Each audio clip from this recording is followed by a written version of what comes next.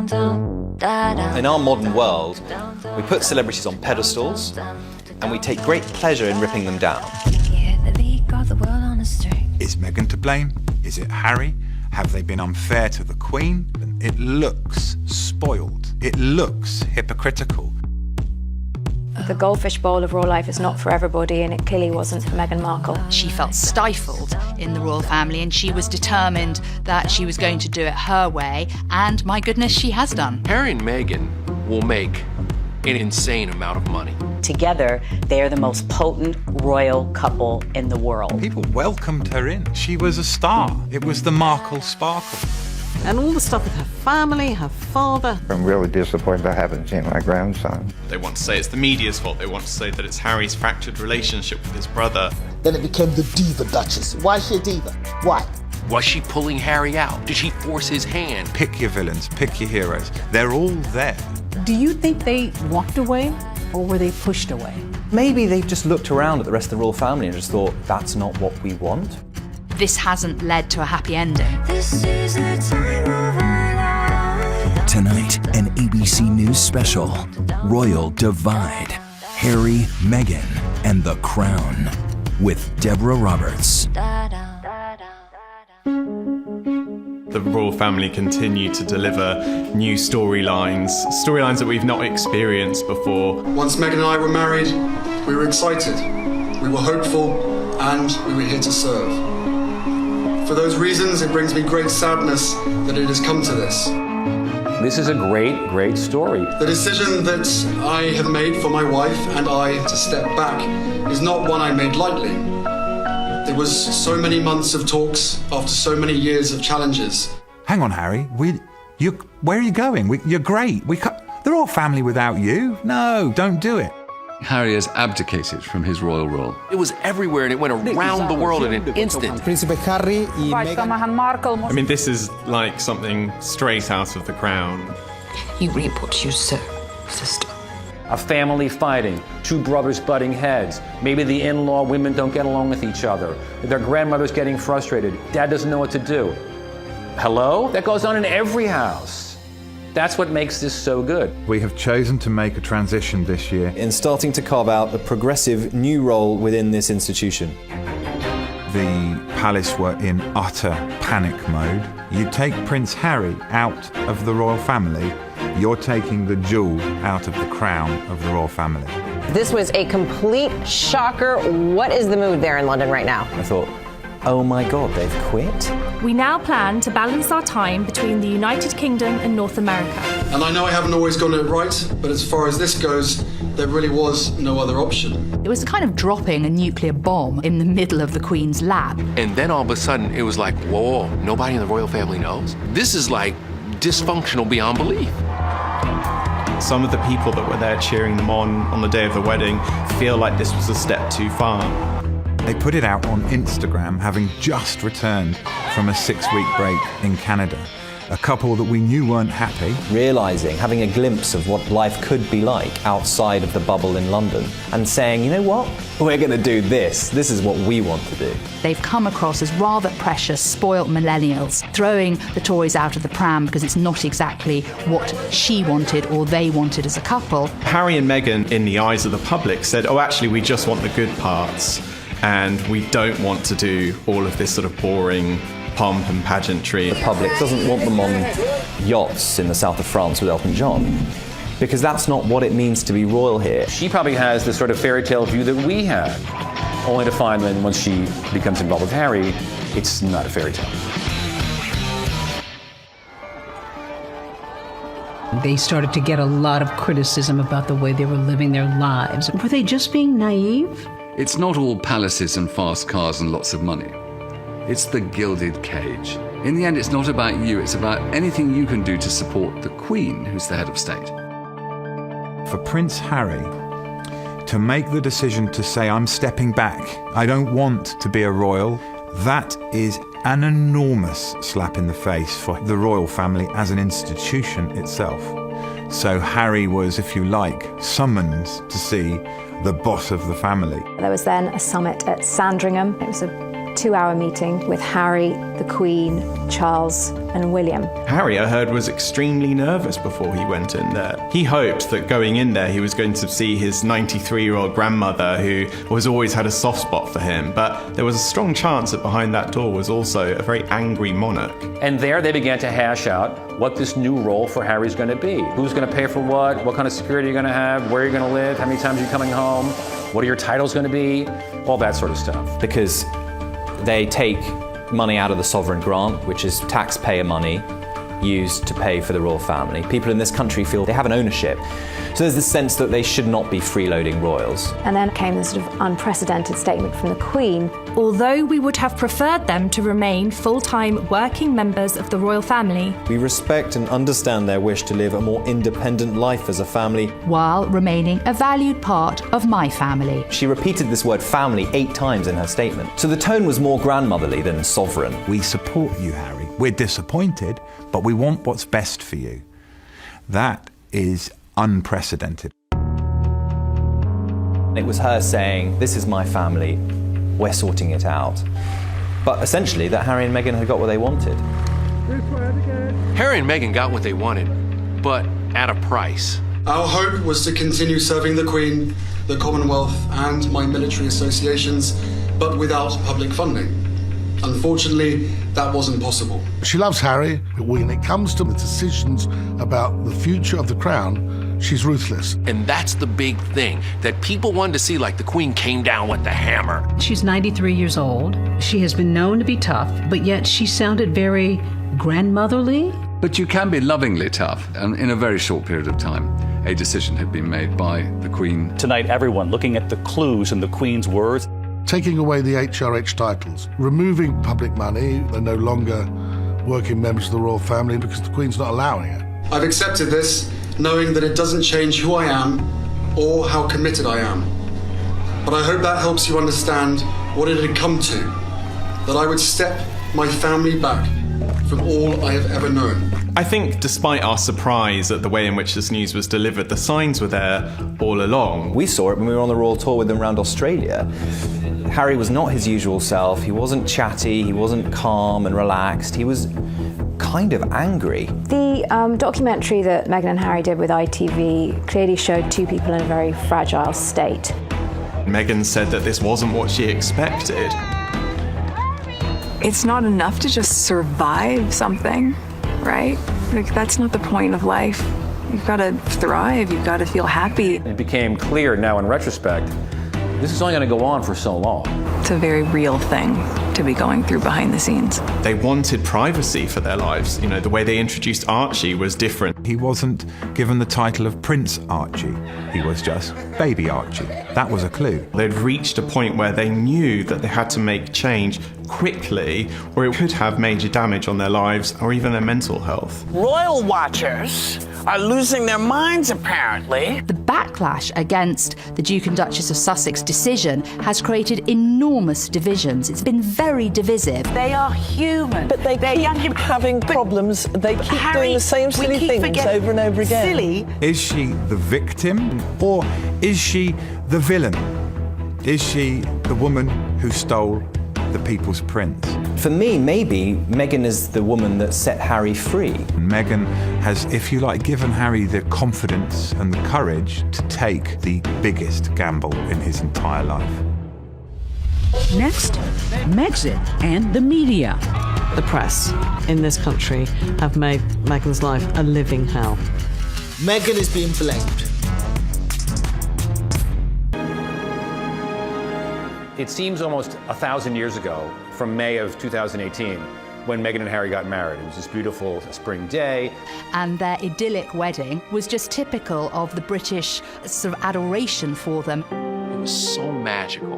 And I'm a dude, and I was still caught up, swept deep in what happened that day. They seemed incredibly in love, and maybe more importantly, the public seemed very much in love with them. When 2 billion people watched them get married on television, people welcomed her in. She was a star. It was the Markle sparkle. But almost immediately after the doors closed on the church, the relationship between Meghan and particularly the British press began to sour. I just think she's a slight social climber, I'm afraid. Meghan spent more than £1 million just on her clothes. Meghan Markle just can't seem to hold on to employees. And they started talking about her being demanding, spending too much money, not caring about her royal duties, bossing Harry around. And over time, Harry and Meghan became very sensitive to these stories. We now live in an era where one negative story can become thousands of negative stories within minutes. There's the expensive wedding, there's the American expensive baby shower, and there is the renovation of a place called Frogmore Cottage. The royals are not celebrities, they're public servants. They're paid for by the British taxpayer. But then they took $3 million of public money to renovate Frogmore. That was controversial. What was even worse was then when they started to be preaching about doing our bit to save the planet. It's a race against time, and one in which we are losing. There was Harry on one hand who was talking about climate change. No one can deny science. But then, in the other, he was going on private jets to attend Google summits in Italy. I think the idea of being carbon footprint crusaders and then turning up in your private jet, that's shooting fish in a barrel for the press. Don't do that, it's dumb, right? So it's diva-ish behavior, basically, that the British press is accusing them of. And then when Archie was born, it was very strange that there was this kind of secrecy around the birth. People are scratching their heads going, why are you being so cloak and dagger? The Princess of Hugs is now saying, step away from me, like this is private, this is only about me. Funny that, because her wedding wasn't only about her. There was uproar in the British media about them not doing the grand moment on the steps of the Lindo wing like Kate did. She just had this baby. She's sitting in the hospital and she's like, you want me to go out there and do the dance for the press? Not happening, my brother. How much of a big deal is this? Ordinary people share the photos of their kids too. Why won't you do that, right? We covered your wedding, now show us the baby.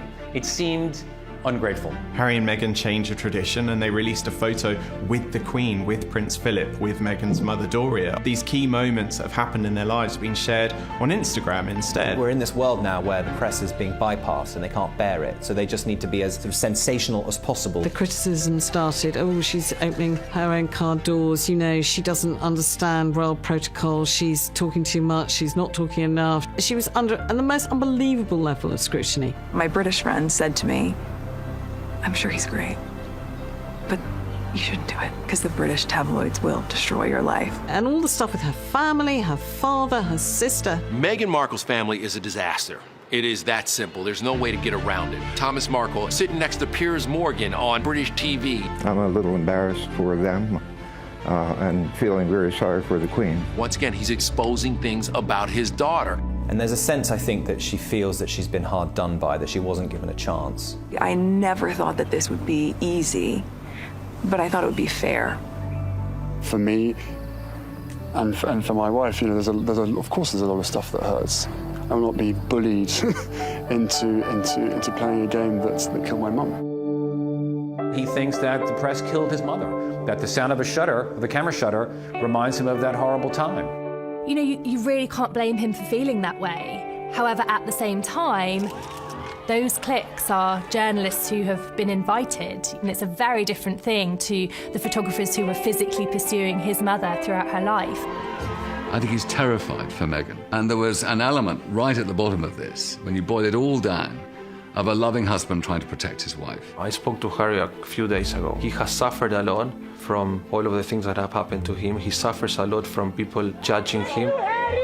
There is validity to the idea that the press have hounded Harry and Meghan. Diana was literally chased into a tunnel and died. I don't think they've been any worse than they were during the Diana years.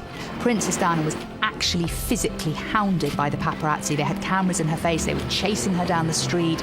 Nothing like that has happened to Harry and Meghan. When you continue and constantly see and hear negativity, it can be overwhelming. You can feel powerless and lost. You can feel different, confused, or like you don't belong. There's been a big conversation about the coverage that Meghan gets versus what Kate gets. But Kate, in her day, Happy birthday, Kate. She was hounded. She was the most photographed woman in the world for quite a number of years. When she was just a girlfriend, the tabloids were relentless. But the difference is with Kate is that when she got married, suddenly she could do no wrong and the papers backed off. With Harry and Meghan, she's still painted out as the villain. She is still Duchess Difficult. And that's a narrative that the tabloids absolutely adore. We've got perfect Kate trashing Meghan. The list of complaints against Meghan is astounding. She made avocado toast for a friend who was visiting, and he put it on Instagram, and then suddenly the headlines were about how she is contributing to climate change and unfair labor practices, and she's choosing end of the world. Yeah. But when Prince William bought Kate an avocado for her morning sickness, oh, that's wonderful. What a wonderful, loving husband. And once again, you see the difference in the way the press treated those two women. You only need to look at some of the coverage that has called Kate a fashion icon for wearing a strapless dress, but then called Meghan vulgar just a few weeks earlier. Vulgar! Her fashion choices raised many eyebrows. It's a disgrace. And it's these sort of discrepancies that have made it quite difficult to understand what it is that the British press have had in for Meghan. So, yeah, I can understand why he's blaming the media, because the media are to blame. Do you think race played a big part here? We saw it in the British press. You know, these tones, these words being used as exotic, or Harry's new girlfriend straight out of Compton. When people say, that's not a racial undertone, that's just racist, isn't it? Let's be honest. She was brought up nowhere near Compton. She's from Los Angeles. She went to a private school in Hollywood. All the coverage of her is not as one of us, but of this strange, exotic being. She's not the all-white, all-wholesome girl that Kate is. He sees what his wife is going through now. This is all very, very raw with him. Now, Meghan is being blamed. Blame the black woman.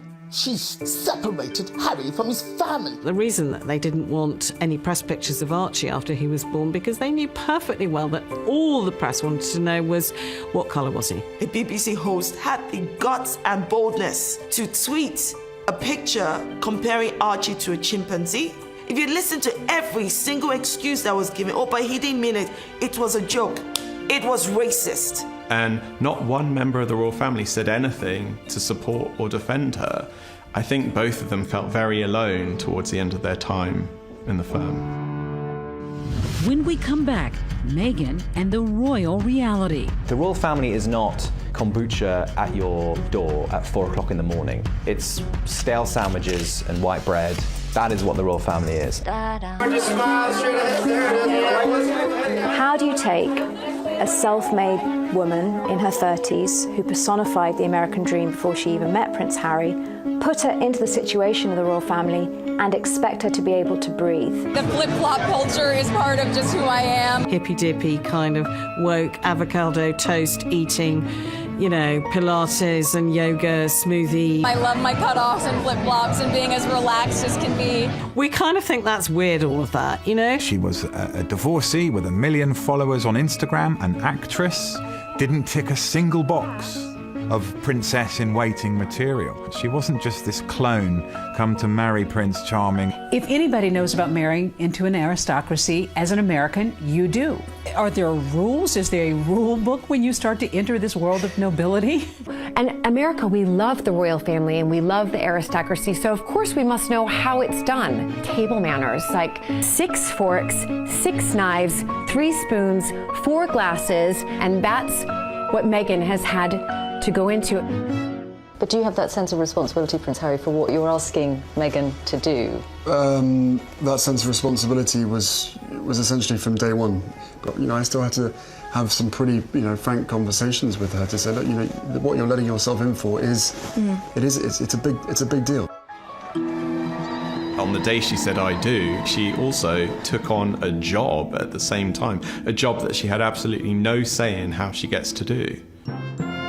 The whole reason that the House of Windsor has survived is that it's essential that the spotlight is on the monarch and the heir apparent, and any other member of the royal family who tries to take too much oxygen away from the Queen or the heir has found themselves getting into difficulties.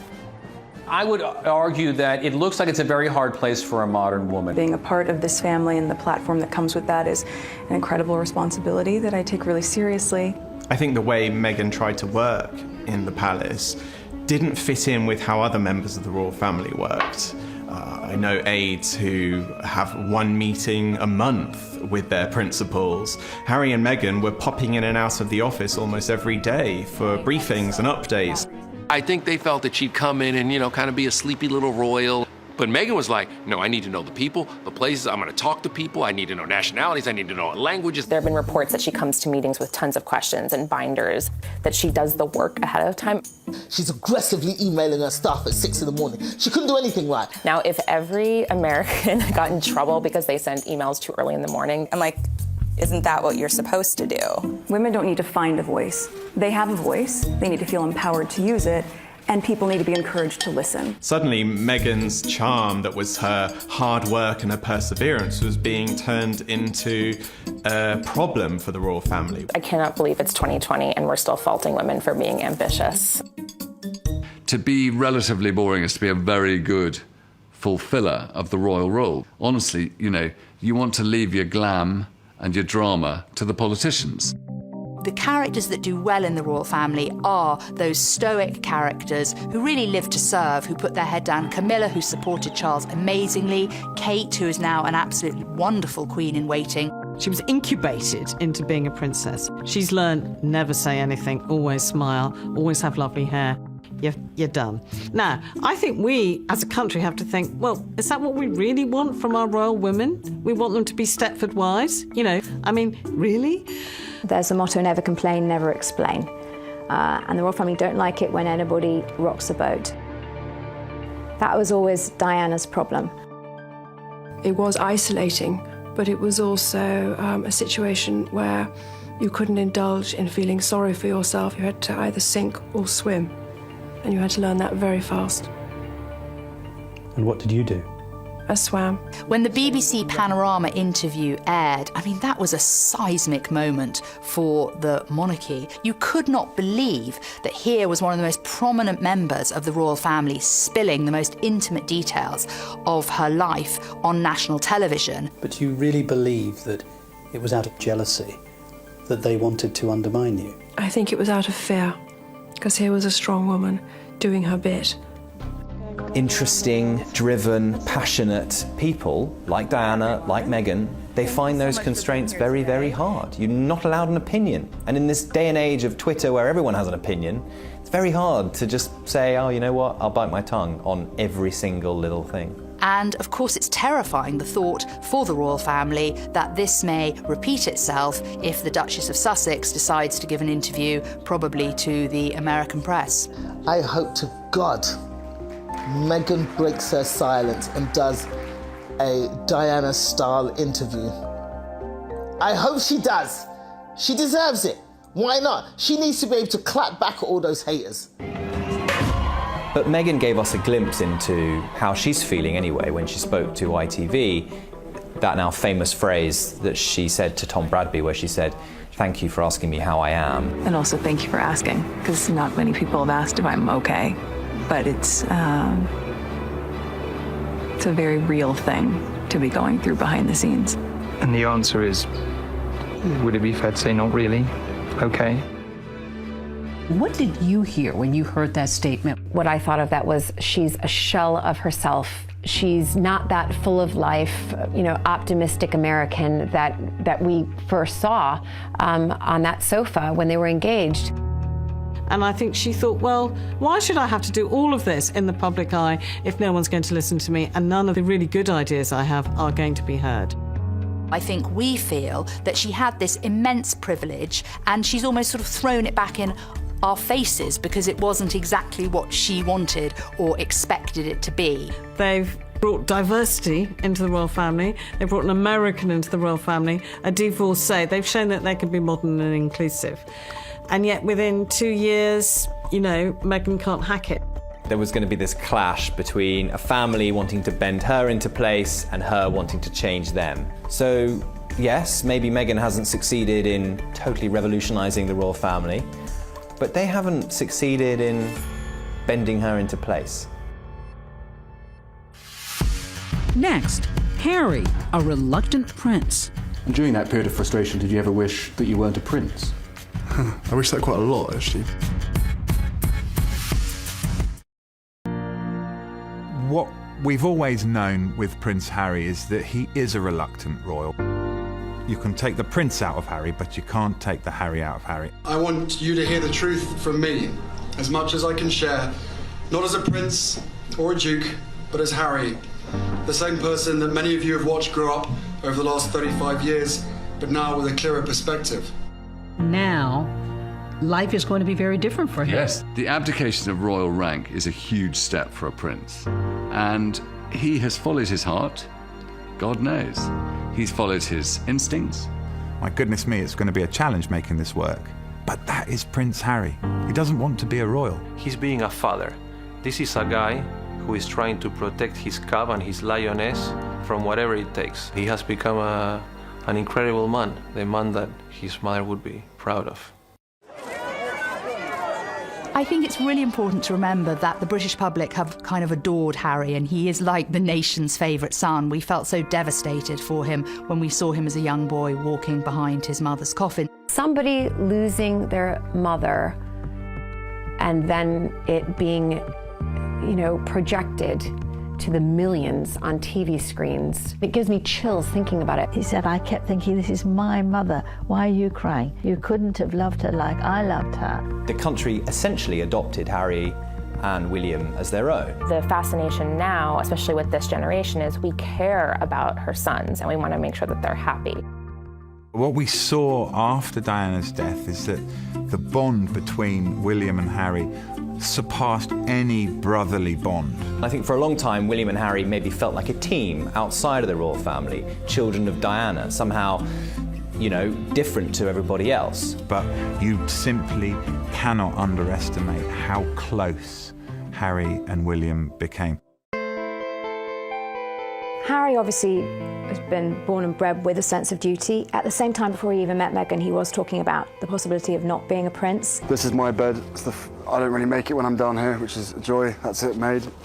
He was in the army for many years. He did 2 tours in Afghanistan. I signed up because I wanted to be one of the lads. This sort of normality for me to be amongst these guys was so important. He talked about going into the army and how that gave him a certain amount of anonymity in some ways, that he was just Harry.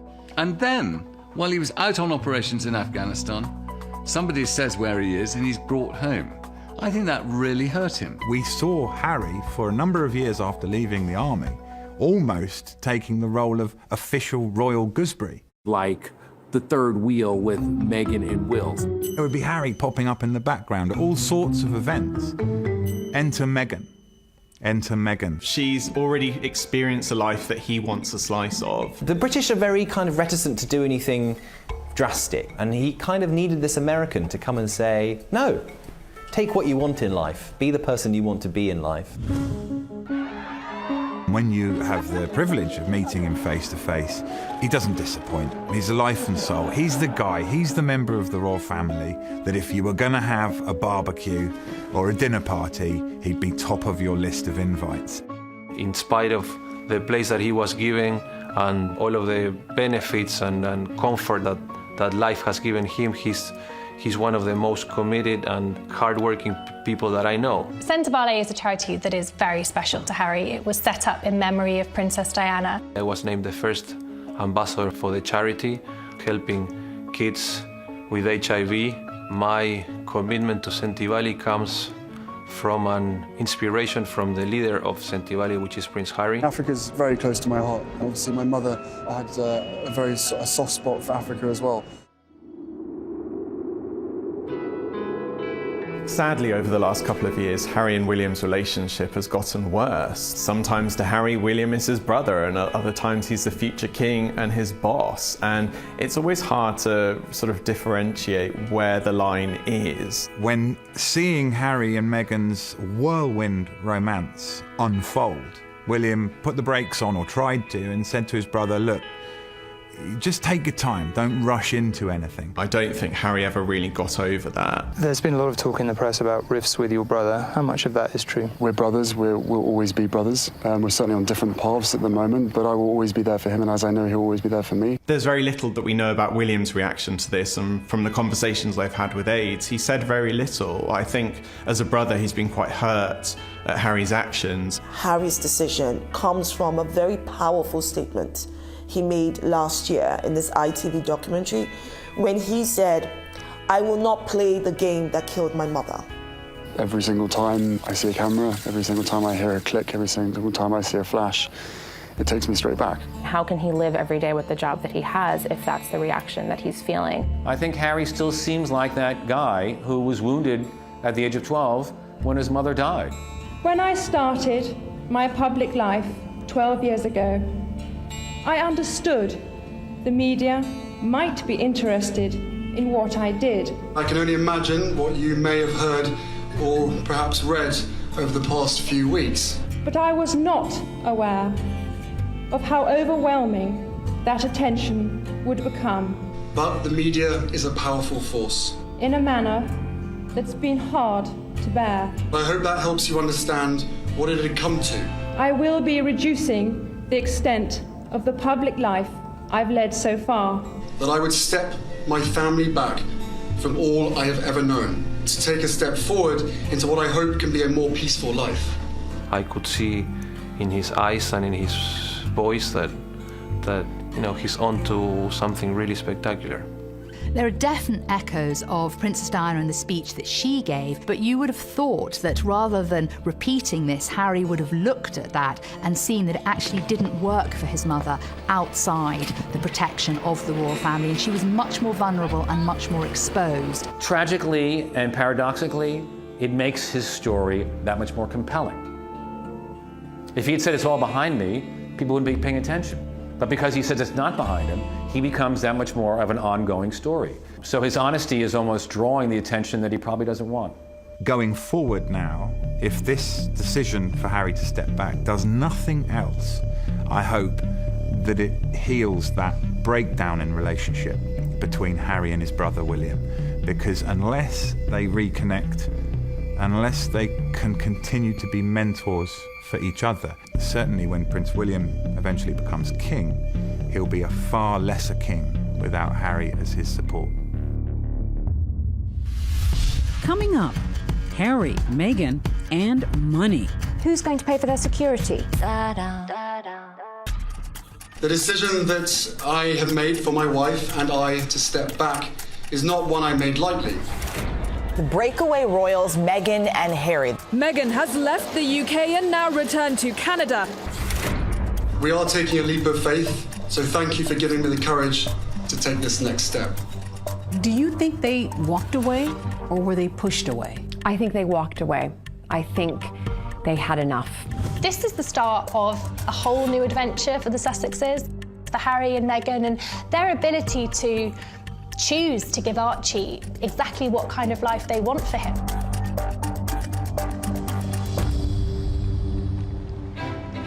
Harry and Meghan are living on Vancouver Island, which is in British Columbia, the west coast of Canada. They have been staying there for almost a couple of months now. The couple have been staying in a beautiful waterside mansion.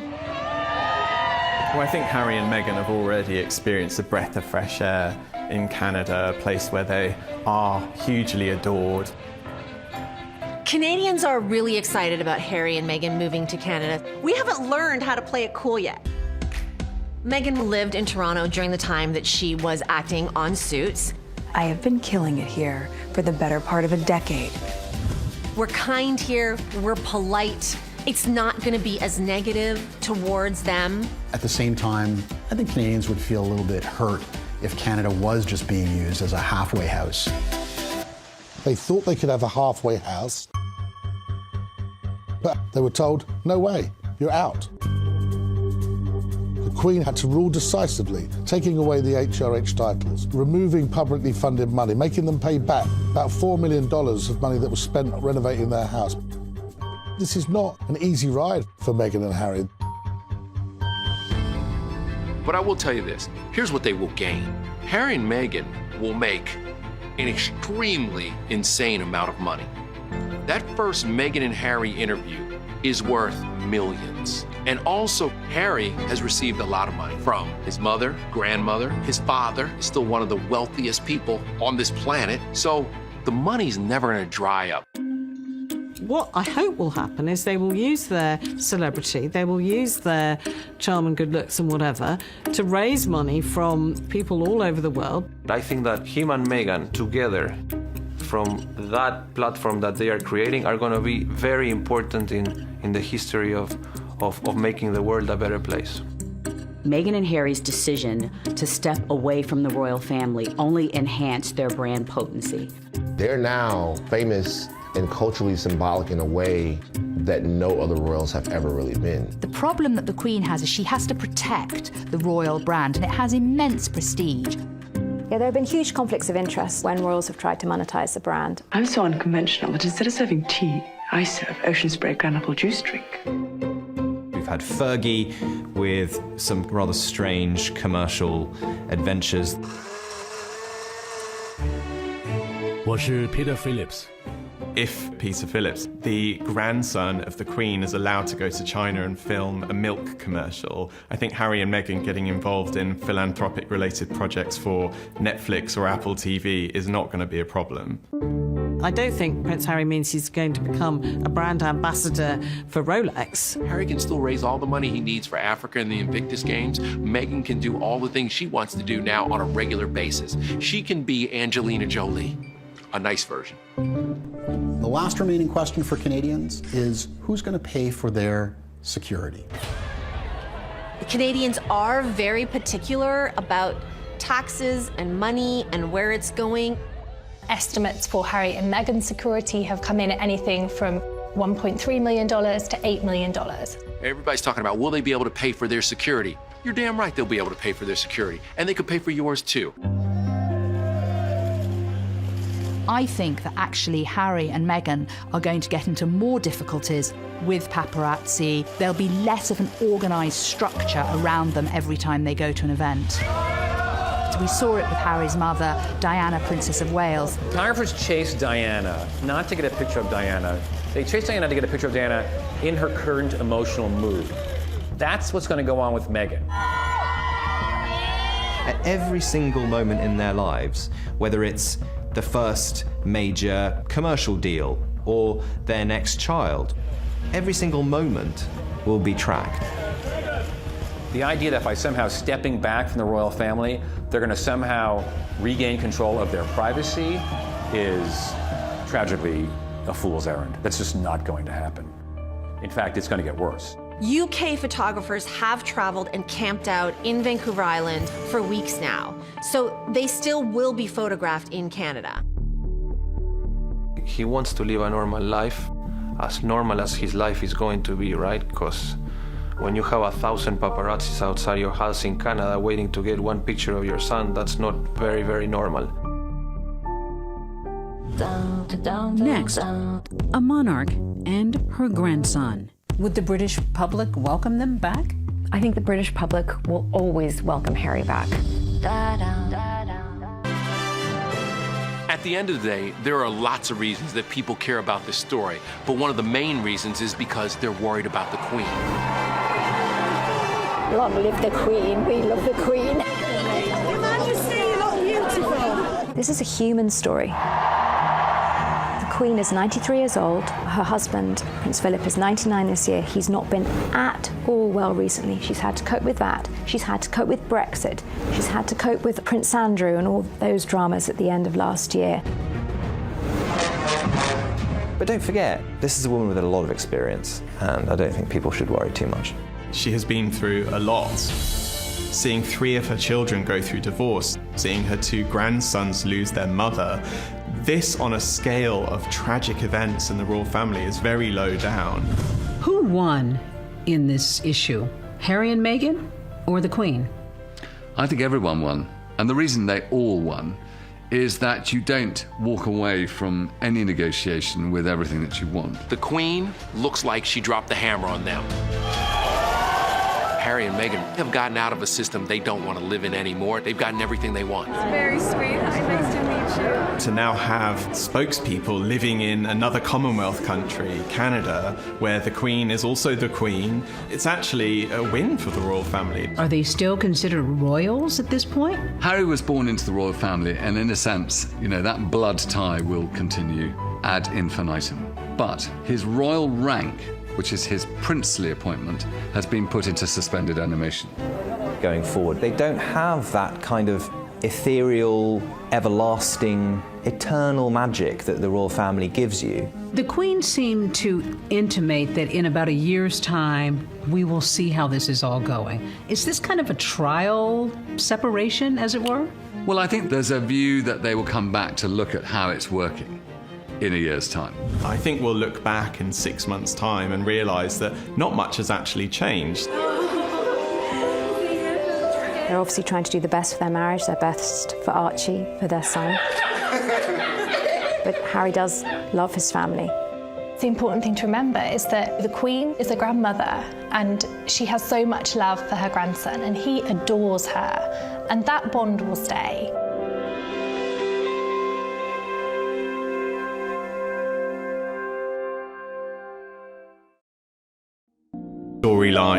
Storylines that we've not experienced before. Once Meghan and I were married, we were excited, we were hopeful, and we were here to serve. For those reasons, it brings me great sadness that it has come to this.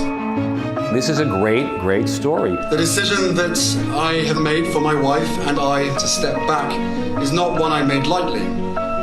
It was so many months of talks after so many years of challenges. Hang on, Harry. Where are you going? You're great. They're all family without you. No, don't do it. Harry has abdicated from his royal role. It was everywhere and it went around the world in an instant. Príncipe Harry y Meghan. I mean, this is like something straight out of The Crown. You reap what you sow, sister. A family fighting, two brothers butting heads. Maybe the in-law women don't get along with each other. Their grandmother's getting frustrated. Dad doesn't know what to do. Hello? That goes on in every house.